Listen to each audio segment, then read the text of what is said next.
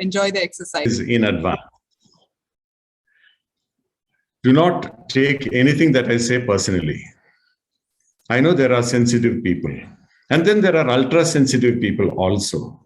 I really appreciate that attitude. That is not my attitude. I look at facts which are there in front of me, and I mince no words. So in the process of doing that, sometimes I step on people's toes. That is inadvertent. That has nothing to do with any kind of personal feelings I have for anybody. All of you are my colleagues. Some of you are respected colleagues. Some of you are my dear, friendly colleagues. There is a lot of mixture. So what I have to say with regard to toxicology, yes, some of the things may not be very appealing to some colleagues. That is because, as I said, toxicology is often considered as a kind of separate attachment to the field of forensic medicine. I mean, let's face it.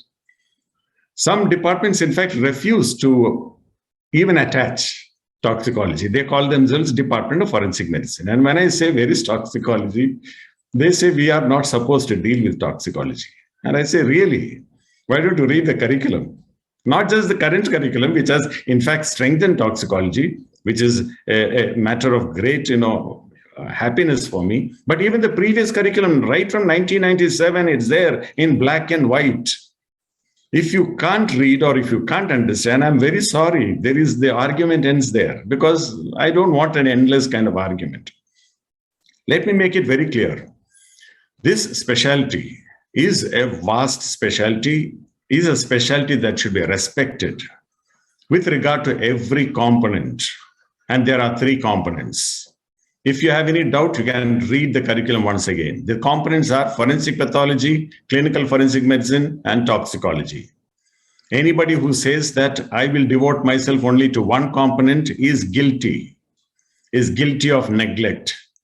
And that is something you should not be guilty of. You're a part of this specialty. Why are you cutting your own nose to spite your own face? I mean, it makes no sense. Each component has got its own importance. Just because from decades we have been concentrating on one component does not mean the other components have vanished into thin air. They're there right in front. So it is time that we at least, looked at it, tried to do something.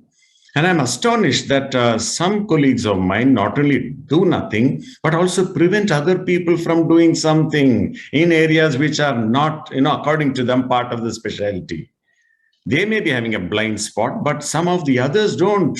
So at least, for God's sake, don't prevent others from developing the components that maybe you don't have that much of an affinity for, but it is part of the specialty, like it or not. So if there's a colleague in your department who says, I would like to develop toxicology, please give him full freedom. If somebody is there who says, I would like to develop clinical forensic medicine, please give him full freedom. We have done that in our institute, in Amrita Institute of Medical Sciences, Kochi. Please do come. There are 3 units. In fact, there are 4 units in this department. Forensic pathology, clinical forensic medicine, toxicology, academics and research. Each unit is headed by a separate faculty. I am head of the department only in name. I'm just a regulator. I'm a coordinator. I don't interfere with any other unit. I allow that to flourish under the concept and the dream of the person who is heading it. If he has got some problem, then we sit together and discuss. That is how we have flourished. So we come to the aspect of toxicology. I find it surprising that so many people say that it's so difficult to start a toxicology unit. Really, it is so simple. We started from scratch. The toxicology department did not fall from the heaven into our lap. We started from scratch, all the 3 or 4 units that we have in place today. And yes, my time is for toxicology. Let us begin the session by, first of all, hoping that I will be able to share my screen without any difficulty. That's the only problem I have sometimes during these online lecture sessions. Is my screen visible, please?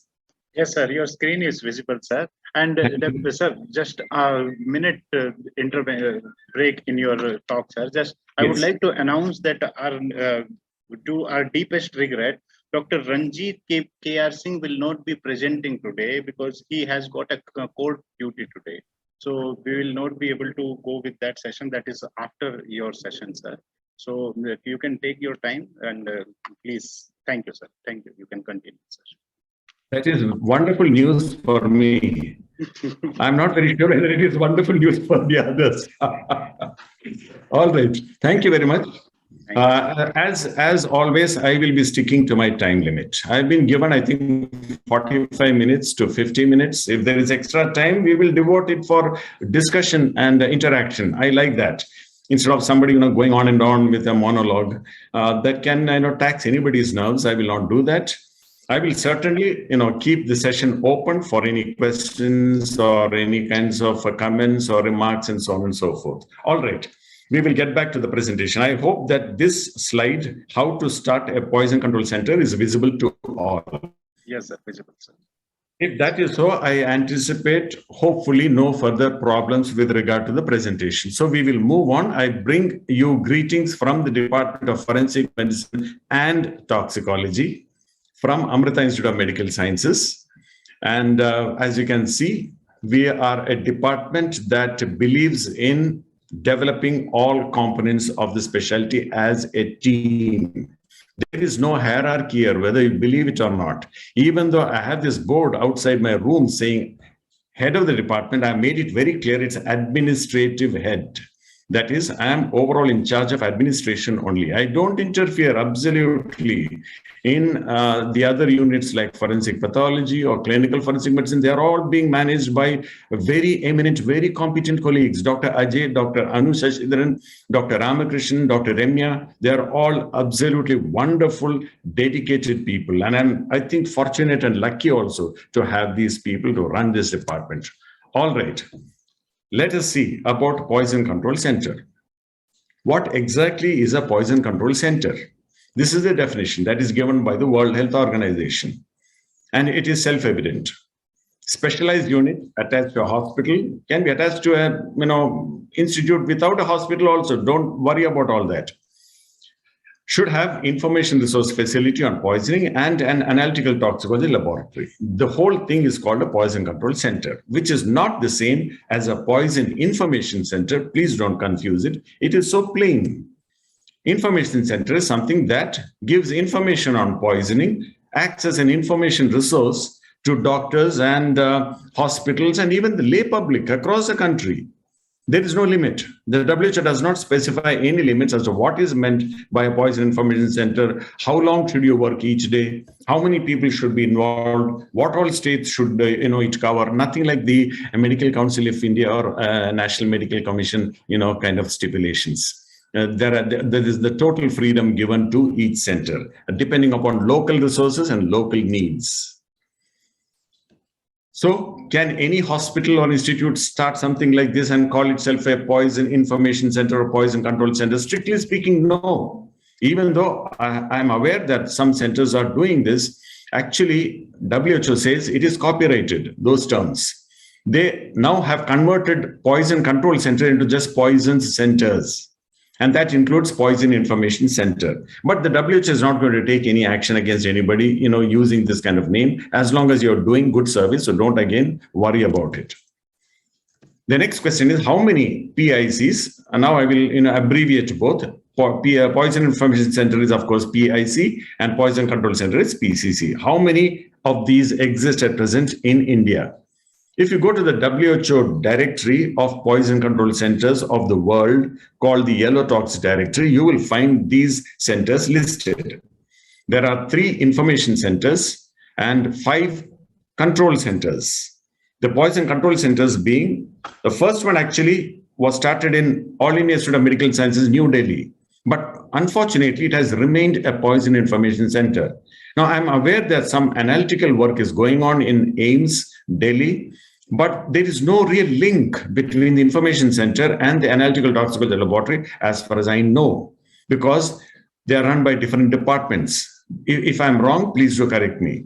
The information center, I believe, is run by the pharmacology department, and the analytical toxicology laboratory. Some work which is being done, I think, is attached to the forensic medicine department. I wish they would come together and form a poison control center, because after all, it was the movement started from AIIMS, Delhi. Doesn't matter. We move on to the other centers which are listed here. Some of them are upcoming, some of them are established, and a few more I have not mentioned here are also attempting to establish, toxicology laboratories or information centers, and I wish them all the very best. I have visited a few such centers, like for instance, the Bangalore Medical College Center, started by Dr. Venkataragava. Then the St. John's Medical College, started by Dr. Varghese and team. And there are other centers also. I think in Karnataka, there are one or two other centers. So unfortunately, I think they have not been listed so far in the WHO. If there's any help they require, yes, they can approach me and we'll get it listed in the WHO directory. Now, with regard to the need for a poison control center, provision of instant information on all kinds of poisons, methods of diagnosis, treatment of poisoning can be furnished. Naturally, it will result in reduction of mortality. I think somebody has got his speaker unmuted. I will request all of you to mute your speakers unless you have something very urgent to say, in which case I will stop my presentation for that time. Otherwise, I think for a smooth kind of lecture, it would be nice if everybody is muted except the speaker. Analytical facility for detection of poisons in body fluids, suspected samples, monitoring of environmental contamination, monitoring of industrial. Look at the list of things that can be achieved with the Poison Control Center. All of them extremely important. And that is why it is important that every institute, every major hospital should try and establish a Poison Control Center and act as an information resource facility and associate and guide clinicians in diagnosing and treating poison victims. Now, here sometimes my colleagues ask me, what do you mean by associate with? Why can't you go ahead and diagnose and treat cases of poisoning? And I say no. That is one thing that I'm very firm about, and that is I'm not a trained clinician, and I have no hang-ups about it. I've never had this kind of craving that I should be a treating physician. I mean, what is there in that? As long as you improve the treatment of poisoning, it does not really matter who does it. If you're part of the team, is all that is required. It's all teamwork. So I'm not very confident that I can go and treat a victim of poisoning, because honestly, I have not been trained. Forensic medicine and toxicology is to do mainly with information resources in toxicology. It does not really have much to do with the diagnosis and treatment of poisoning, unless, of course, you are talking about analytical toxicology laboratory, in which case you are a part of the diagnostic aspect a little bit. But treatment, I would suggest that you associate with clinicians who are treating poisoning cases and help them become better, become more effective by the information resources that are at your disposal, by an analytical toxicology laboratory that perhaps you may be having, things like that, and make it better for the poison victim as far as diagnosis and treatment is concerned. So if possible, not just information resource, but also analytical facility would be nice, and try and become an integral part of the emergency medicine department of your hospital, formerly referred to as casualty. Now, I'm very happy that the Medical Council of India / National Medical Commission has now decided that enough of this kind of casualty hospital. It should be a full-fledged emergency medicine department. And that has become a much sought-after specialty also. So we are very closely associated with emergency medicine department.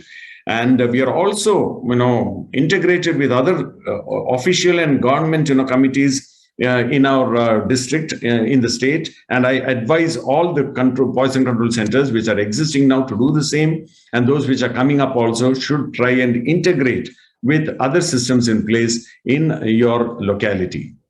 So the question now comes, tricky question. Should every department of forensic medicine and toxicology start a poison control center in the medical college where it is located? The answer is actually no, it need not be taken as mandatory, because there are some problems which are faced by certain medical colleges. Let us face it.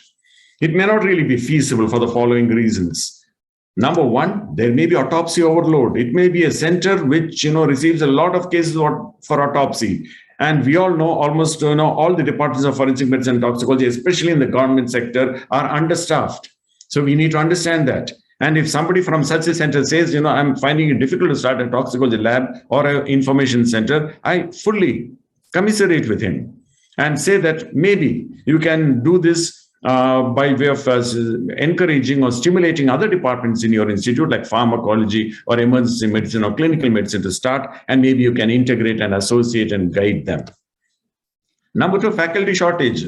An ever-present problem with FMT departments across the country, especially government sector. And nowadays we see also the same problem in private medical colleges also. I really wish that our premier organization representing our specialty, that is the Indian Academy of Forensic Medicine, takes this up really seriously and petition the government, if possible, pursue legal means and see to it that we become full-fledged. I'm very sorry. Hello, थोड़ी देर के बाद ring कीजिए, हम meeting में. I'm sorry for that interruption. I really can't switch off my phone. I think you all know I'm running a 24-hour poison information service.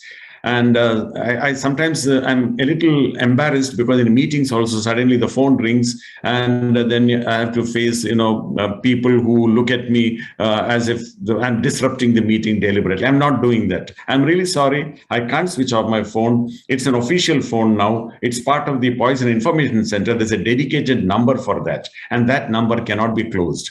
I have closed my personal number, by the way. Faculty shortage, and then you have the non-availability of infrastructure, also a sad fact, a sad truth. Shortage of funds eternally present, especially when it comes to forensic medicine and toxicology. You ask your administrators, we want some funds to start this or that.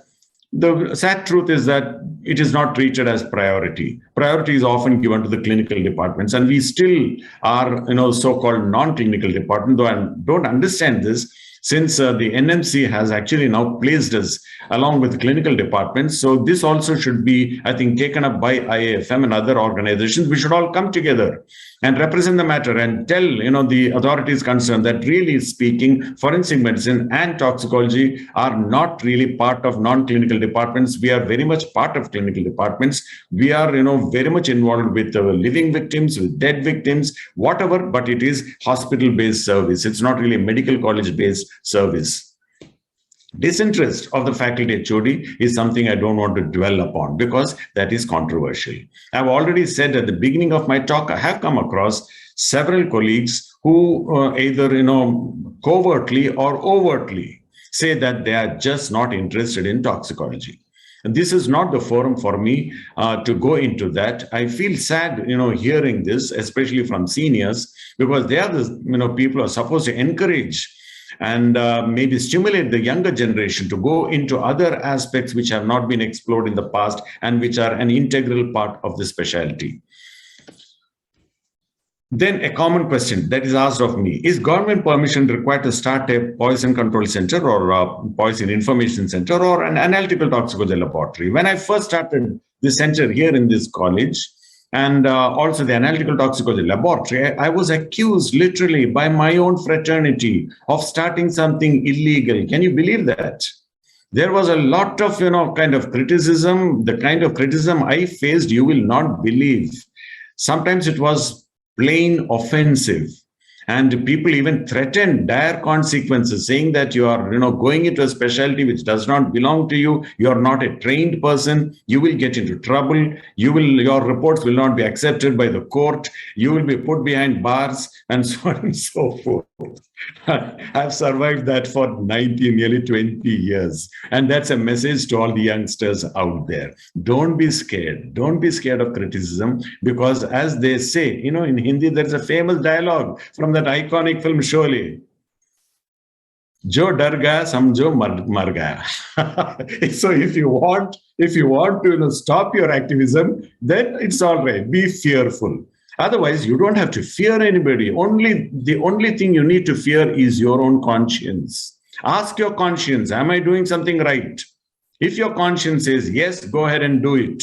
And believe me, those who are, perhaps inadvertently criticizing you in the beginning will come around.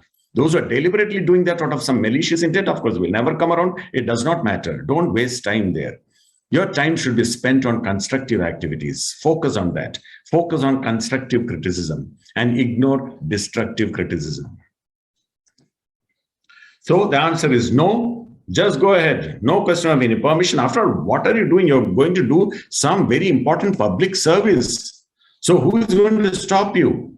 As long as you follow the proper protocol. And look at how we started. A lot of doubts in the beginning when I approached, the administrators. I was in KMC Mangalore, 20 years ago, Kasturba Medical College, Mangalore, where I had this idea for the first time. I submitted the proposal for a poison control center to the authorities there. They were actually very appreciative of the concept, but they said the time has not really come. And it requires a lot of expenditure and thinking about the viability of such a program. So we will consider it maybe the next year. So I submitted once again the following year, the same proposal. And again, the same answer came back. They were not very confident. I can't blame them.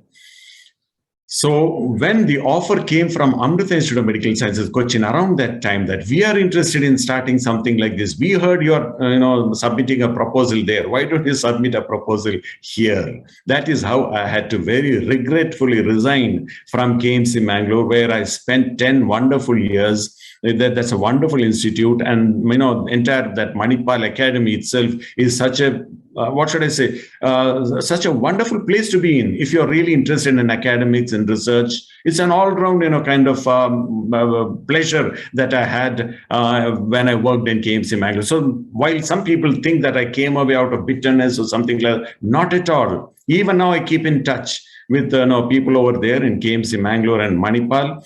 And the only reason I think they were a little reluctant maybe 20 years ago to start this, well, they were really not very sure whether it will click or not.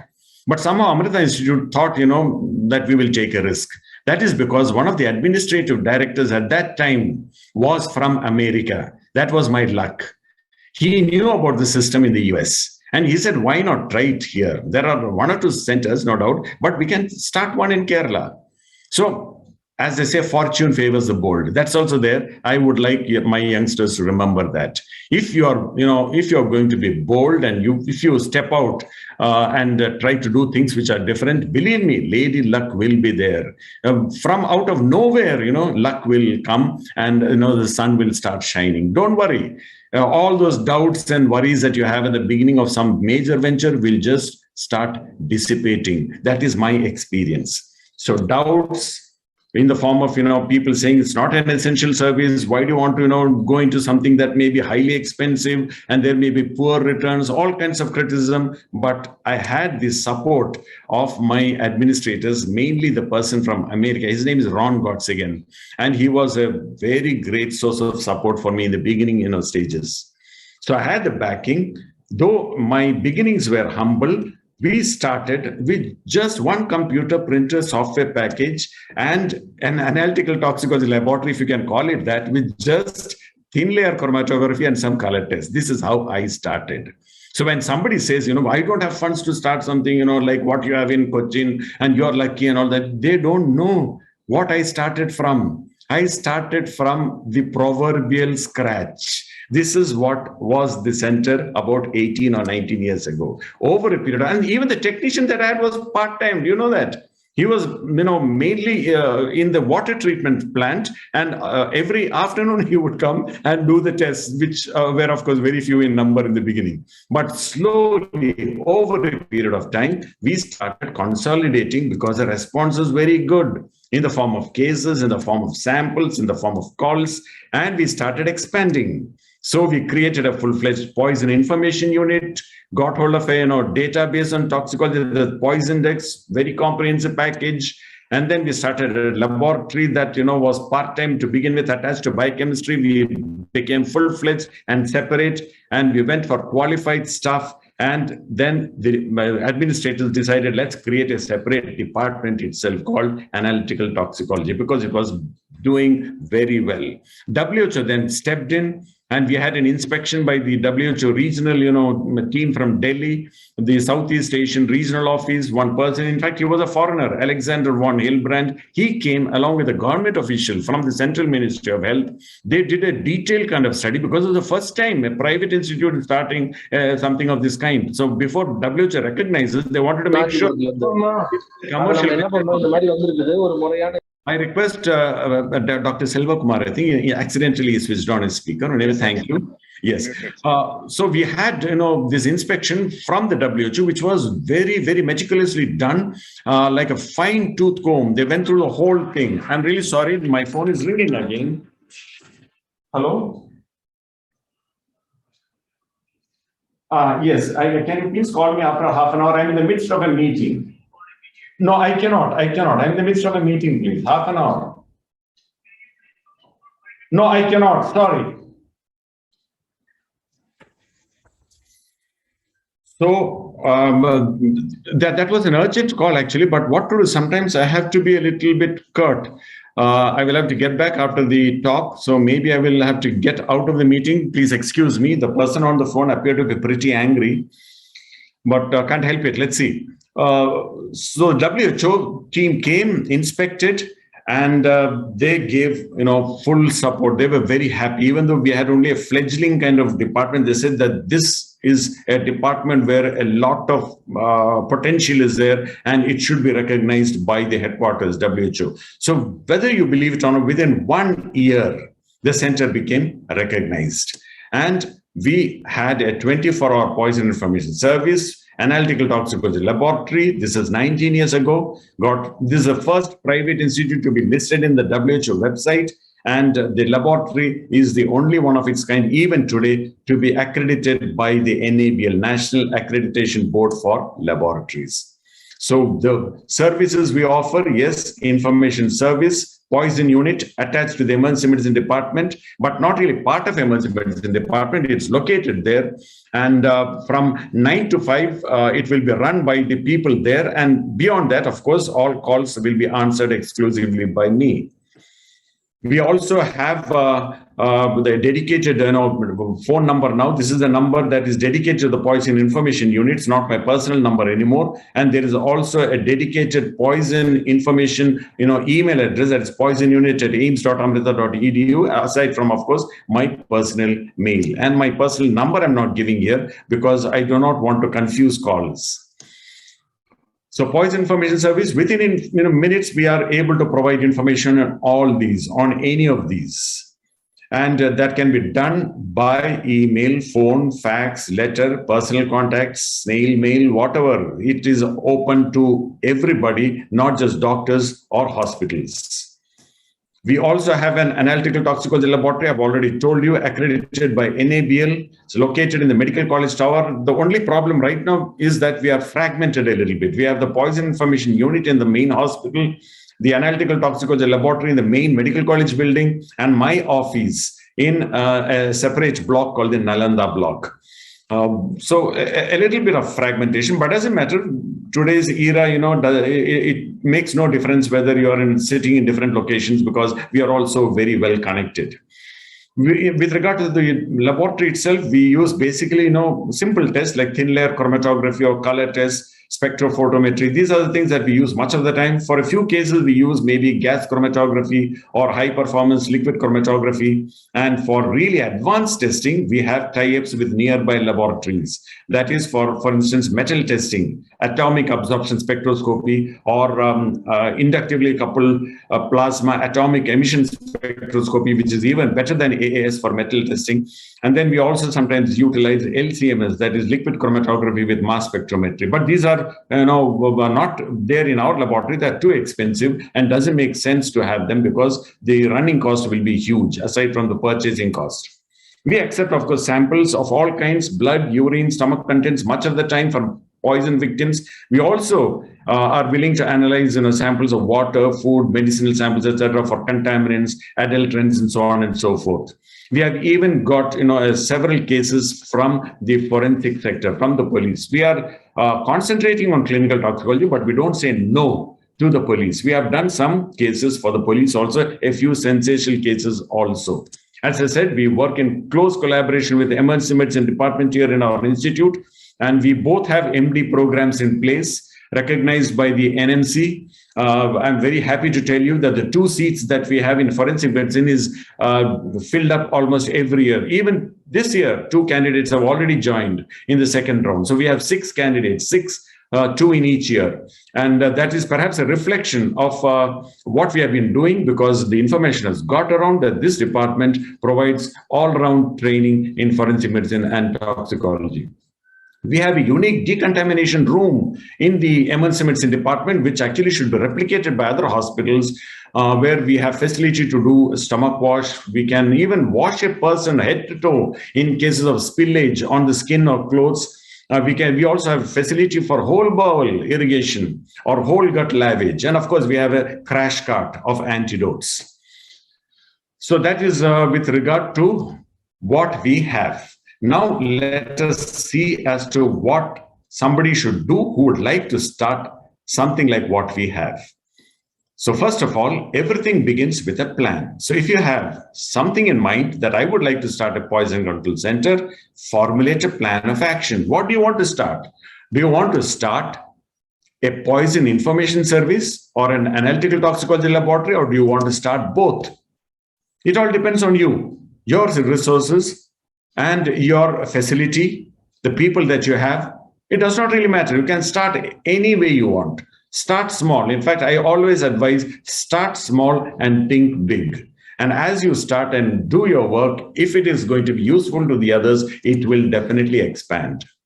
Finance and infrastructure available always should be kept in mind. And what kind of population are you servicing? Everything, has to go into the plan of action, what we call a proposal. So, as I said, start small, but think big.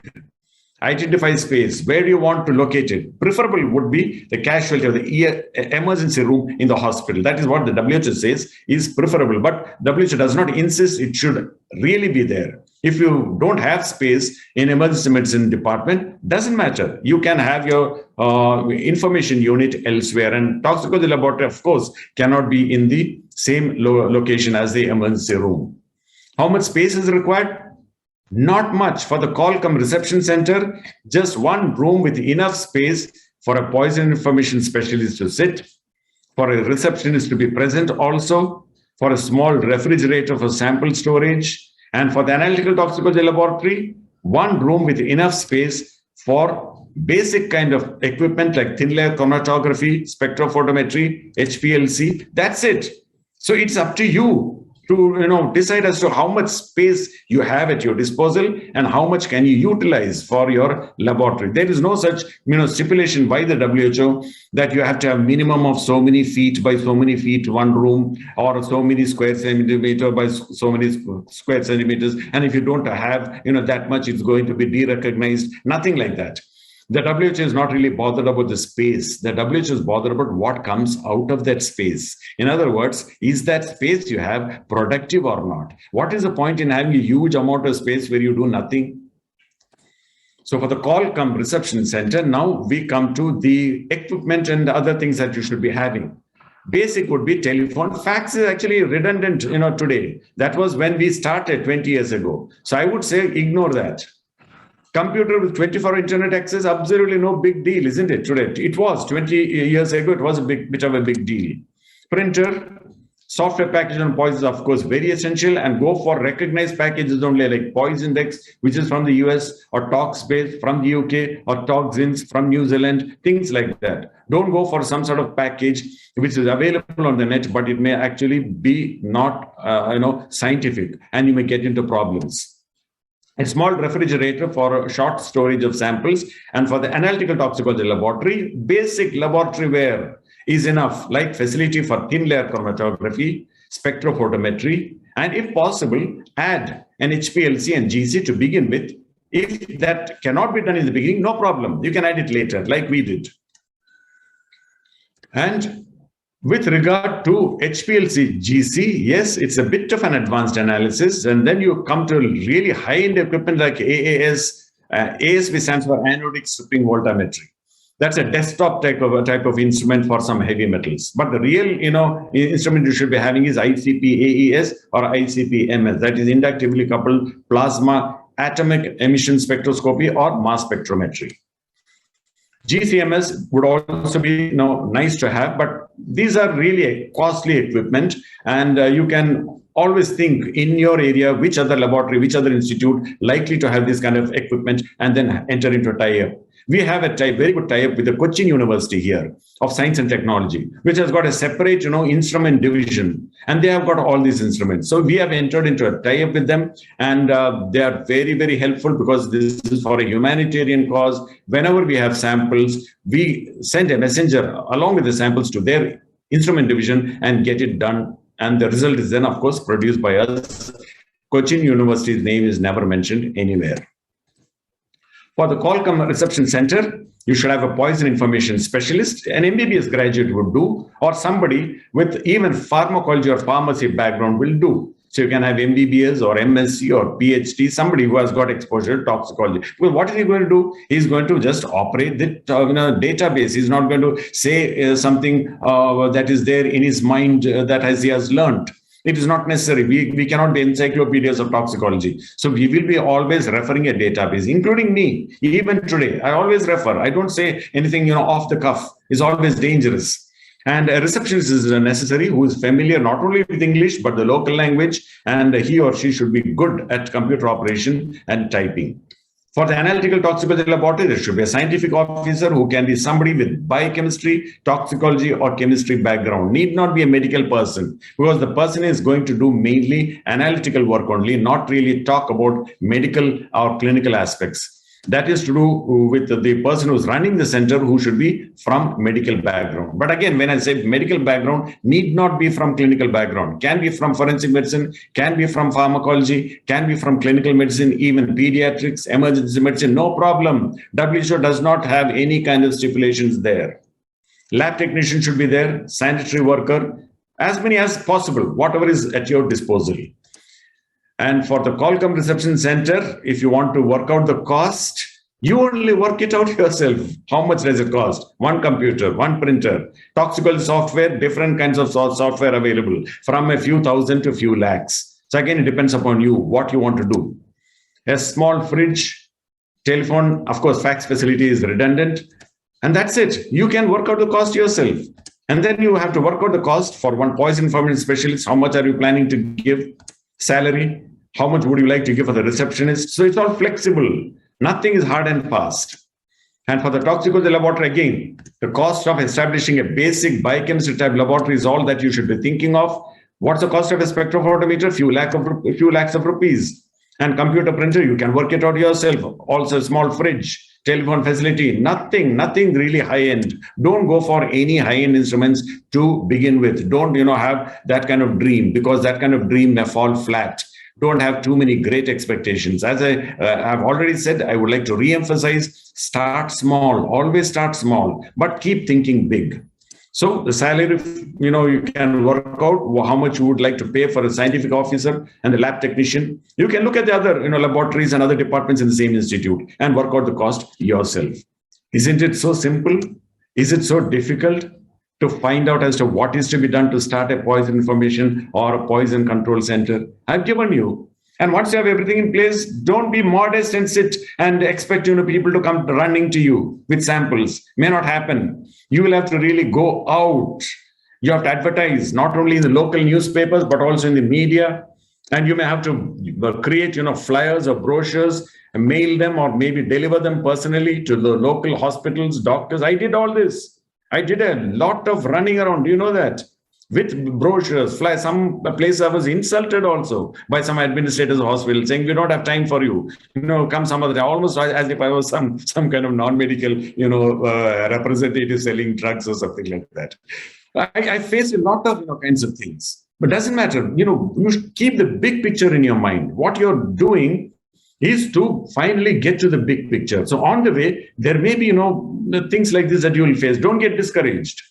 And try and find out ways and means to heighten awareness about the importance of the center in your place by holding seminars, talks, workshops, delivering lectures, maybe on radio, maybe on television. keep on at it until people get to know that there is something in this. We need to find out as to how it can be helpful for us. And that's how it worked for us in Kerala. And yes, today's times, you should really get accredited. Whatever you do, make sure you are having something authentic. And for that, you have to have external quality assurance. And finally, of course, accreditation by the premier accreditation board for India, that's called NABL. There are other kinds of accrediting agencies. It's up to you, but I would suggest NABL because it has got the ultimate, kind of quality assurance. And when somebody says our laboratory is NABL accredited, then that is really authentic. And then finally, of course, get yourself listed in the WHO. It's easy. Contact the regional, advisor at CRO, that's Southeast Asian Regional Office in New Delhi, and I'm sure they'll be very helpful. They were very helpful for us, and I think for the other new centers that have come up also, they have been very helpful, and you will get all kinds of support. So that is with regard to how you start. And please remember that there are new guidelines that have come into place in 2020. Only that I need to emphasize before I close my presentation. This is the result of a meeting that was held in Edinburgh in July 2019. I was part of this meeting. This select crowd of toxicologists from around the world who gathered at Edinburgh and framed new guidelines for poison control centers. And in a gist on this slide, I'll give you what are the new requirements for listing in the WHO website. Number one, there should be mandatory accreditation. That has become really important. Number two, you should have a authentic toxicology database subscription. Number three, you should have a dedicated toxicology library. You should not say there is a central library or a forensic medicine department library that we are using books from. No, this should be a totally separate setup. So the whole setup, in fact, should be independent. It should not be like a masala, that it's a conglomeration of forensic medicine, biochemistry, pharmacology, all getting together. That kind of thing is being discouraged by the WHO because accountability will be a problem in such a setup. As far as possible, take membership in national and international societies of toxicology. Make sure that the people associated with the center regularly attend conferences, seminars, maybe present papers, publish papers. All these are very important for the WHO today. So the details, you can refer the printed guidelines available at the WHO office. You can get it in the form of a soft copy right to the CRO office in New Delhi. And this is the future of poison control centers in India. A very bright, very exciting future. Believe me, if you have even a remote interest in toxicology, the whole thing is opening up today around the world, and especially in India. It's a very satisfying field. It's a very, very exciting field, believe me. And a lot of potential is there. Even if you want to make money, which is, of course, not the criterion you should be having, there's plenty of making money also in toxicology by becoming consultants to various, institutes, organizations. I'm a consultant to several pesticide companies. And there's a lot of, things that you can do with this kind of setup. So that is all. I know I've taken up a lot of time. And because the organizers very kindly told me that you can take a little bit of extra time, I've done that. I hope that this has been useful to all concerned who have been listening very patiently. And I'm, of course, now open for any questions if there is time. Thank you very much once again, organizers of this wonderful conference. It's been a real pleasure being here. Thank you, sir. Thank you for your inspiring talk. I would invite Dr. Yogendra S. Bansal to give concluding remarks on the session. Hello, Dr. Pillay. Yeah, sorry I was late. I had a meeting with one custodial torture case was going on, so I was busy with that. So initially, really, it is a good thing that you have a poison control center and analytical toxicological lab at your place. Which is definitely, in fact, the Home Ministry is also contemplating that small toxicological setup should be there in every medical institute to begin with, so that there and then the things can be taken care of rather than banking on the FSL, CFSL, which are already overloaded. So that's a good step. You are already into it. And in fact, in PGI Chandigarh also, we have a toxicological center. We are taking care of these day-to-day toxicology things in our lab. I just have one particular, not a query. What kind of tests do you carry out at your place? And as far as the practical scenario from the forensic medicine perspective is concerned, and apart from once you are confirmed with that test, are you giving those reports as part of your postmortem report? I think I have not made it clear in my talk. Let me make it very clear. What I am running here is not a chemical examiner's laboratory.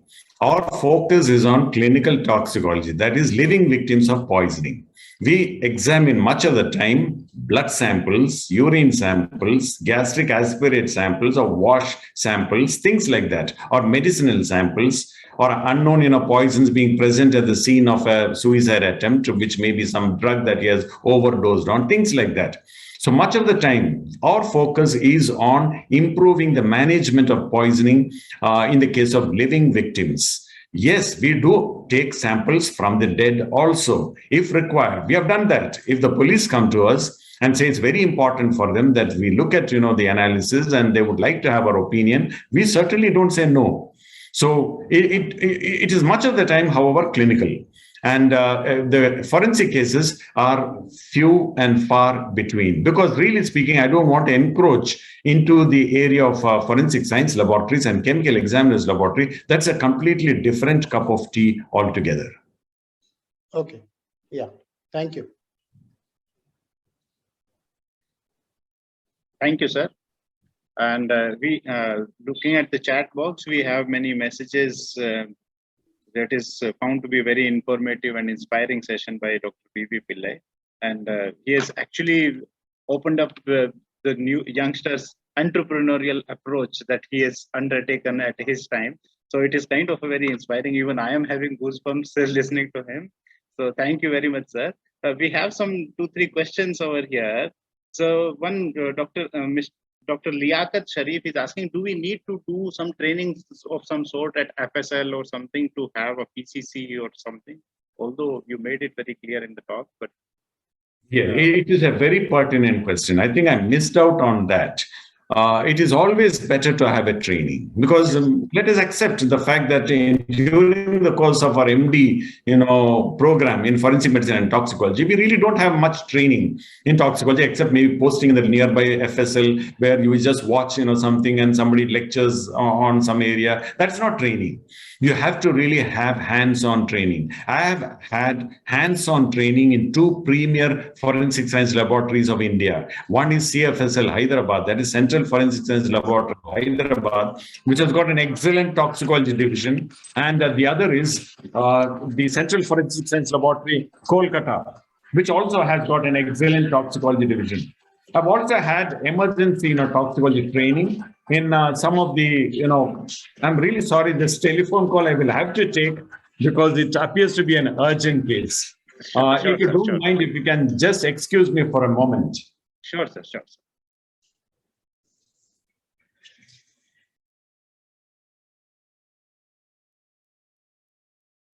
So our speaker will be back with us in just a moment of time. He has to go for an urgent call.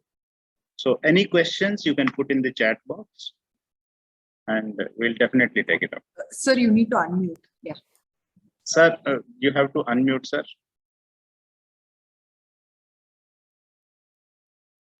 I have accidentally muted myself. Yes, can you hear me? Yes, sir. Yes, sir. Yes. So just to complete that answer, with regard to training, it is always better to have training, and that too training from a laboratory that is accredited as far as possible. The CFSL Hyderabad Toxicology Division is accredited by NABL. In fact, even today, we have got a healthy relationship with them, wonderful relationship with them, because they act as our external quality assurance. We have an agreement with them for helping us with this. Otherwise, we cannot get accredited, because NABL says there has to be EQA, that is external quality assurance. And that can be provided only by another NABL accredited laboratory, not by some laboratory, but it has to be NABL accredited. So there are a lot of things. And that question, yes, the answer is very important. And I would suggest, please do undergo training. We have been offering training programs Only because of this pandemic that happened, we have suspended it for the last 2 years. But this year we are planning, certainly, we are planning a condensed, kind of training program, 3 days, where we will expose, the candidate to the basic analytical toxicology procedures to start with. If you have the idea of starting an analytical toxicology lab in your institute, I will be informing, everybody in various forums once the administrators give their final sanction. Thank you, sir. Sir, next question we have, sir, is it necessary to have 2 to 3 databases, or can we manage with a single database like Micromedex? It will be sufficient, or we have to have more? If you have Micromedex, which is actually PoisonDeck, then you don't have to have any other software, because that itself is a very huge comprehensive package. We don't use PoisonDeck anymore. Do you know that? Because it's too comprehensive. And unfortunately, it is more, I think, inclined to the Western scenario than Indian scenario. We are more comfortable with other packages today, like Toxbase from UK. And then there is Toxins, Toxinz from New Zealand. We are much of the time answering queries with the help of these 2 databases. And I think that's more than enough. They are also much cheaper. But of course, if you have money, go for PoisonDeck. There's nothing like that. And it's up to you. You want to use one, you want to use multiple. We are using at present 2, Toxbase and Toxins. But you can have just one, no problem. Yes, sir. Sir, and next question is about the references that you have already provided. Next question by Dr. Monisha Pradhan is, what is the time taken for getting a result for clinical case in your laboratory, sir? That is obviously going to depend on what kind of analysis it is. Like, for instance, suppose it is a case of, let us just say, I really am sorry, I'm getting too many calls. It's okay, sir. Yes. But it all depends upon the a type of analysis. Like, for instance, I'm just giving an example. Suppose there is a benzodiazepine overdose case in the hospital, and the doctor wants to know whether it is really benzodiazepine or not. We do a qualitative analysis with TLC on the blood, urine, and then we give the report within a matter of maybe 2-3 hours. That's all it takes for the TLC. If, however, the doctor says, I want to know exactly which one it is, not just benzodiazepine, I want to know which one it is and how much concentration it is in the body fluids, we try to convince the doctor, please don't go for quantitation, especially in benzodiazepine, because it's not important. It does not have clinical correlation. So all you need to have is a qualitative analysis. And after that, it's just the clinical picture, and the other investigations go by that. But if the doctor is very insistent, we will have to do a quantitative analysis, and that takes time. That is HPLC much of the time, and that will take several hours, sometimes up to 1 day. Now, if you have a case of heavy metal poisoning, that can take several days to 1 week to 10 days. So it all depends upon the nature of analysis. Suppose you use a qualitative kind of method, simple method like TLC, may take a few hours. If you use a simpler method like color tests, there are several very good color tests. It will take a few minutes only. Yes, if you want to use a quantitative method like HPLC or GC or GCMS, yes, it takes longer. If it's a heavy metal analysis, you're using AAS or ICP-MS, then even longer. So it all depends on what case you're examining. It ranges from a few minutes to few days. Thank you, sir. I think we are over with the questions in the chat box. Sir, it was a very inspiring session. And I hope that listening to you, many people will be taking up toxicology for their improvement, as well as the branch of toxicology will improve. Thank you, sir. Thank you very much. Thank you very much once again. All the best for the remainder of the conference. Thank you, sir.